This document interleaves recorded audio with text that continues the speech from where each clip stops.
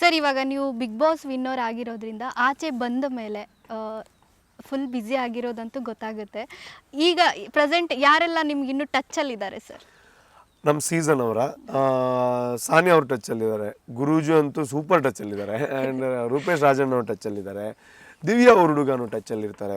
ನಾನು ಏನಾದರೂ ಇದ್ದರೆ ಫೋನ್ ಮಾಡ್ತೀನಿ, ಅವಳು ಏನಾದರೂ ಇದ್ದರೆ ಒಳ್ಳೆ ಕೆಲಸ ಆದ ಕಂಗ್ರ್ಯಾಚುಲೇಷನ್ಸ್ ಹೇಳ್ತಾಳೆ. ಆ್ಯಂಡ್ ನಂದು ಟಚ್ಚಲ್ಲಿದ್ದಾಳೆ. ರಾಕೇಶ್ ಆವಾಗವಾಗ ಯಾವಾಗಲಾದರೂ ಸಿಗ್ತೀವಿ, ಫೋನಲ್ಲಿ ಯಾವಾಗಾದರೂ ಏನಾದರೂ ಹೆಲ್ಪ್ ಬೇಕು ಅಂತಂದರೆ ನಾನು ಫೋನ್ ಮಾಡ್ತೀನಿ, ಮಾತಾಡ್ತೀನಿ. ಬೇರೆ ದೀಪಿಕಾ ದಾಸ್ ಅವರು ಅಂದರೆ ರೆಗ್ಯುಲರ್ ಟಚ್ ಅಲ್ಲದೆ ಇದ್ದರೂ ಅವ್ರು ಸಿನಿಮಾ ಇದ್ದಾಗ ಫೋನ್ ಮಾಡ್ತಾರೆ, ನಂದಿದ್ದಾಗ ನಾನು ಅವ್ರಿಗೆ ಫೋನ್ ಮಾಡ್ತೀನಿ. ಈ ಥರ ಇದೆ ಕನೆಕ್ಷನ್ಸು. ಟ್ರೇಲರ್ ಎಲ್ಲ ನೋಡಿದಾಗ ಅವ್ರ ಕಡೆಯಿಂದ ಹೇಗಿತ್ತು ಸರ್ ರೆಸ್ಪಾನ್ಸ್? ಅಲ್ಲ, ತುಂಬ ಜನ ಶೇರ್ ಮಾಡಿದ್ದಾರೆ, ತುಂಬ ಜನ ಸಪೋರ್ಟ್ ಮಾಡಿದ್ದಾರೆ. ನಾನು ಕೂಡ ದೀಪಿಕಾ ದಾಸ್ ಅವ್ರದ್ದೊಂದು ಸಿನಿಮಾ ಬರ್ತಿದೆ, ಸೊ ಅದು ನೋಡಿದೆ, ಅದು ಚೆನ್ನಾಗಿದೆ ಅಂತ ನಾನು ಅವ್ರಿಗೆ ಶೇರ್ ಮಾಡಿ ಹೇಳಿದೆ.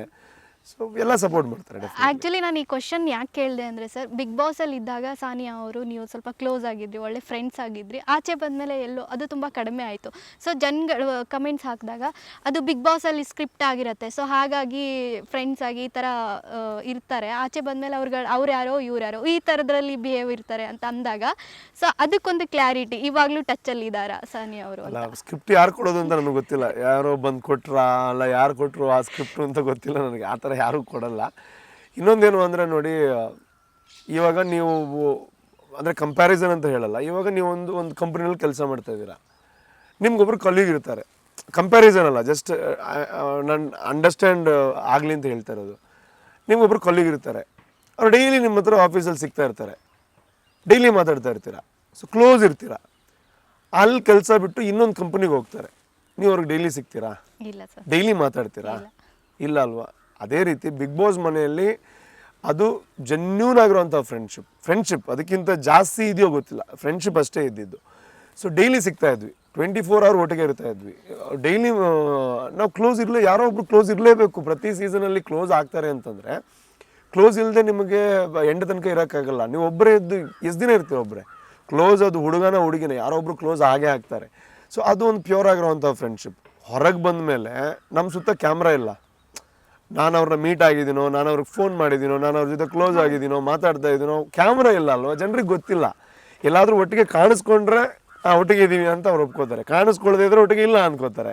ಸೊ ಅದು ಅವರವರ ಒಪಿನಿಯನು. ಬಟ್ ನನ್ನ ರಿಯಾಲಿಟಿ ಏನು ಅಂತಂದರೆ, ನಾವು ಹೆಂಗೆ ಫ್ರೆಂಡ್ಸ್ ಆಗಿದ್ವಿ ಹಾಗೇ ಫ್ರೆಂಡ್ಸ್ ಆಗಿದ್ವಿ. ಅಂದರೆ ಅವ್ರಿಗೇನಾದರೂ ಅವ್ರ ಸಿನಿಮಾ ಮೊನ್ನೆ ರಿಲೀಸ್ ಆದಾಗ ನನ್ನ ಬರ್ಡೇ ಇತ್ತು, ನನ್ನ ಬರ್ಡೇ ದಿನವೇ ಮಂಗಳೂರಿಂದ ಟ್ರಾವೆಲ್ ಮಾಡ್ಕೊಂಡು ಬಂದಿದ್ದೀನಿ ಅವ್ರ ಪ್ರೀಮಿಯರ್ ಶೋಗೋಸ್ಕರ. ಸೊ ನನ್ನ ಸಿನಿಮಾಗಳಿದ್ದಾಗ ಅವಳು ಬಂದಿದ್ದಾರೆ. ಸೊ ಆ ಬಾಂಡು, ಆ ಫ್ರೆಂಡ್ಶಿಪ್ ಖಂಡಿತ ಇದೆ. ಹಾಗಂತ ಡೈಲಿ ಟಚ್ಚಲ್ಲಿ, ಡೈಲಿ ಫೋನಲ್ಲಿ ಇಲ್ಲ, ಖಂಡಿತವಾಗ್ಲೂ ಇಲ್ಲ. ಅವರೆಲ್ಲೋ ಅವ್ರ ಕೆಲಸದಲ್ಲಿ ಬ್ಯುಸಿ ಇರ್ತಾರೆ, ನಾನು ನನ್ನ ಕೆಲಸದಲ್ಲಿ ಬ್ಯುಸಿ ಇರ್ತೀವಿ, ಬಟ್ ಟಚ್ಚಲ್ಲಂತೂ ಇರ್ತೀವಿ. ಸೊ ಫ್ರೆಂಡ್ಶಿಪ್ ಜೆನ್ಯೂನ್ ಆಗಿರೋವಂಥದ್ದು. ಸ್ಕ್ರಿಪ್ಟ್ ಮಾಡಿ ಫ್ರೆಂಡ್ಶಿಪ್ ಐ ಡೋಂಟ್ ಬಿಲೀವ್. ಅಂದರೆ ಆ ಥರ ಫ್ರೆಂಡ್ಶಿಪ್ ಎಷ್ಟು ದಿನ ಇರುತ್ತೆ? ಹೌದು.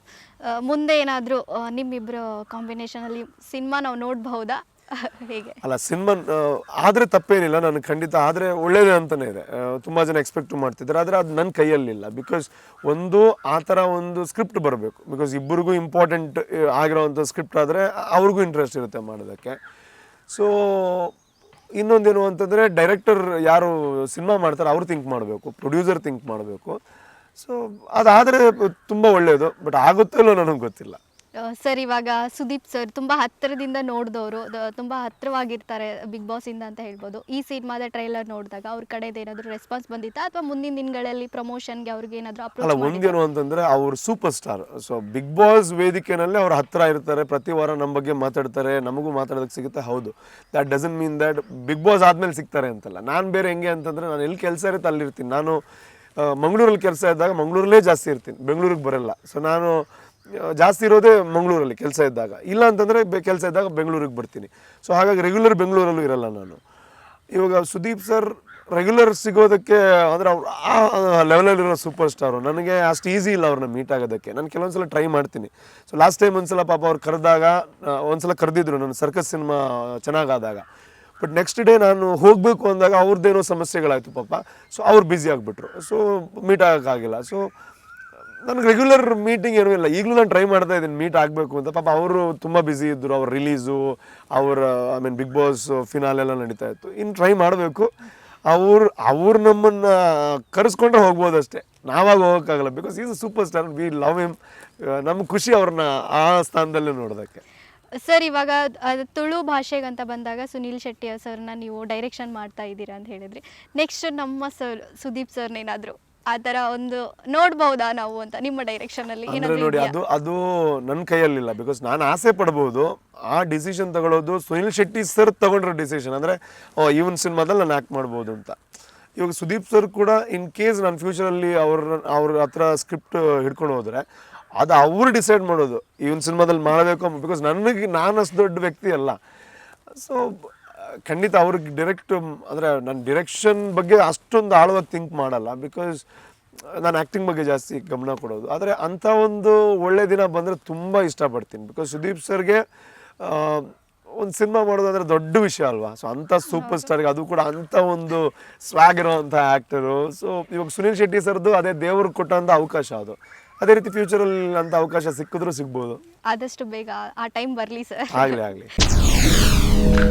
SS TV ಸಿನಿಮಾ ಜಗತ್ತಿನ ಕ್ಷಣ ಕ್ಷಣದ ಸುದ್ದಿಯೊಂದಿಗೆ.